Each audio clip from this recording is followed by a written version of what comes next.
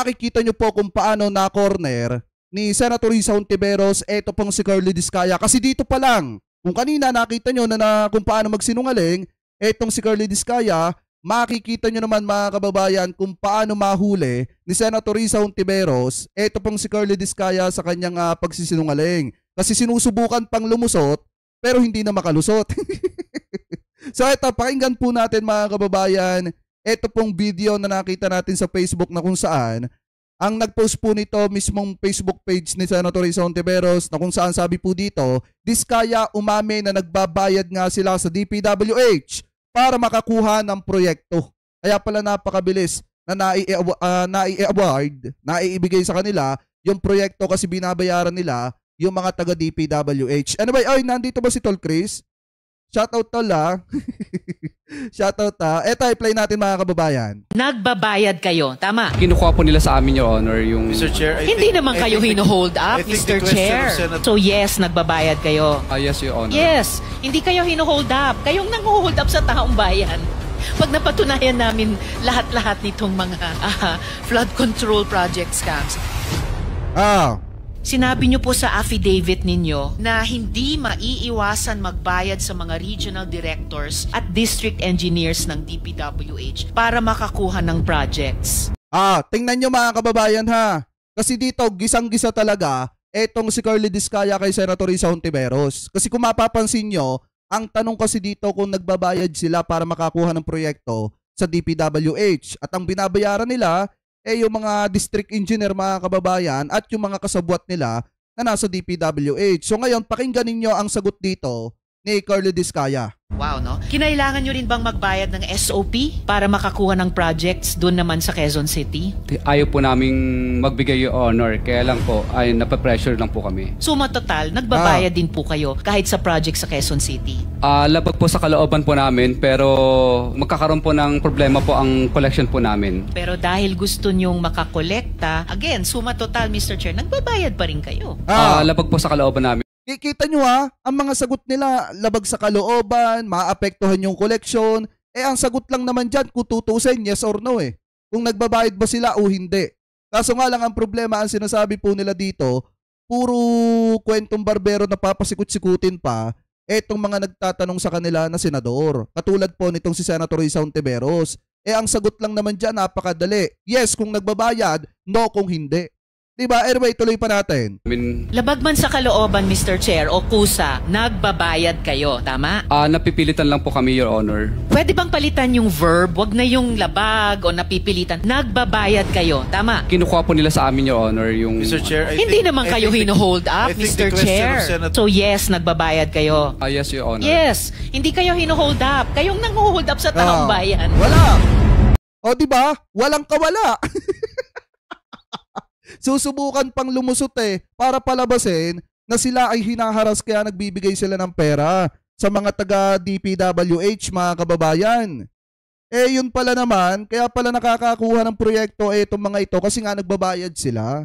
Binabayaran nila yung mga taga DP para nga i-reward sa kanila yung mga proyekto. Hindi na rin nakakapagtaka mga kababayan kung bakit nakapagparami ng kumpanya etong mga ito tapos yung kumpanya nilang yun lang yung naglalaban-laban sa bidding. Ibig sabihin, walang talo.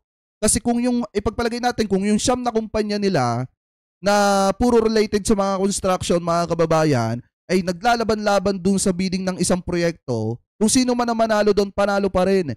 Etong mag-asabang Discaya kasi company po nila yon. Wala silang talo dyan. So ngayon, kung titingnan nyo, mga kababayan, sinusubukan pang lituhin, etong si Senator Risa Hontiveros, sinusubukan pang lumusot, mga kababayan, pero hindi po sila makakalusot dito kasi unang-una nga, alam naman po natin na pagdating sa ganyan, alam na ni Senator Risa Hontiveros yung pasikot-sikot. Kung magsisinungaling ka, mauhuli ka lang din sa huli. So ngayon, napakadali lang naman ang sagot dito, yes or no. Kung nagbabayad kayo, di yes. Kung no, di hindi.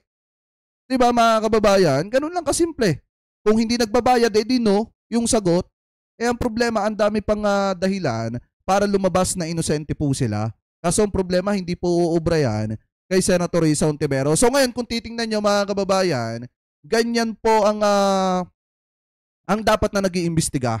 Para na sa ganun, una pa lang makita natin kung nagsisinungaling ba o hindi, ito pong iniimbestigahan nila na research person. Hindi yung maghuhugas kamay kaagad para linisin mo yung pangalan mo. Dapat palabasin mo na nagsisinungaling talaga yung iniimbestigahan mo. Hindi yung papalabasin mo na sinungaling lang dahil sa gusto mo lang para protektahan lang yung pangalan mo. So ngayon mga kababayan, kita nyo naman yung pagkakaiba dito ni Senator Risa Hontiveros at saka po ni Sara Duterte. Ito ata yung sinasabi ninyo sa akin na bumisita itong si Sara Duterte mga kababayan sa Senado. Kaso nga lang may napansin dito ang mamamayang Pilipino. Napaka-OA naman sobra ng mga bodyguard dito ni Sara Duterte. Ito, sabi nga dito sa totoo lang, yan sabi dito tabi-tabi dumadaan ng Reyna, OA na security. Dinaig pang Hollywood star, sabi sa inyo may saltik si Sara. Ayan sabi dito So ito, play po natin. Yan Partida, hindi pa presidente yan mga kababayan Hindi pa po presidente yan. Ganyan na po mag-i-style. So paano pa kaya kapag ka naging presidente yan, hindi na lalo nalapitan ng mga kababayang Pilipino po natin. Ito nga hindi pa presidente pero ganito naka-OA yung mga security guard niya. Ma'am, your reaction to change in House leadership po? Yan Ma'am, your reaction? Ma'am, statement lang. Change po in House leadership. Naanday dito pala si Senator Amy Marcos, kapit tuko pa rin. Kapit tuko pa rin mga kababayan. Any comment, ma'am?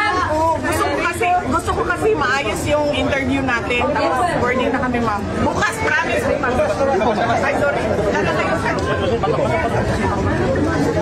Kaya hindi na rin ako nagtataka mga kababayan kung bakit pinaplastic lang ito di umano ni Gloria. Di Gloria Macapagal-Arroyo kasi nga kung ganito nga naman mga kababayan ka-OA parang sobra na.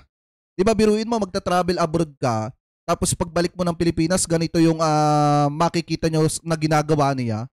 Di ba pag pera yung pinag-uusapan ang bilis ng ating Vice President. Pero kapag ka magtatrabaho para sa Pilipinas na ando doon sa ibang bansa at walang ginagawang trabaho para tulungan ng presidente. Ano?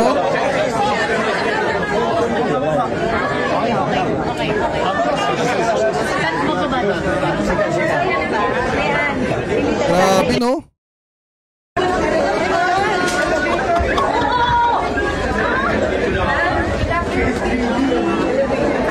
Kaya sa totoo lang mga kababayan, gaya nga ng sabi ko sa inyo ng paulit-ulit, kung sakali mang dumating yung point na si Vice President Sara Duterte na lamang at saka itong si Senator Risa Hontiveros yung maglalaban sa 2028 presidential election, putik, masusuportahan ko na lang si Senator Risa Hontiveros kaysa po dito kay Sara Duterte. Kasi unang-una, ayaw ko po talaga sumuporta mga kababayan sa isang tao na ganito katindi yung pinaggagawa. Biruin mo pag pera yung pag-uusapan, nasibat papuntang Pilipinas, pero pag magtatrabaho, hindi natin maasahan at hindi natin mahagilap kung nasa saan yung ating Vice President. So kayo, mga kababayan, kung kayo po ang tatanungin, ano po ang masasabi ninyo, hingil po dito sa topic na yan, na tinalakay po natin. Ano po ang komento ninyo mga kababayan, hingil po dito sa mga topic na ito na hinimay po natin.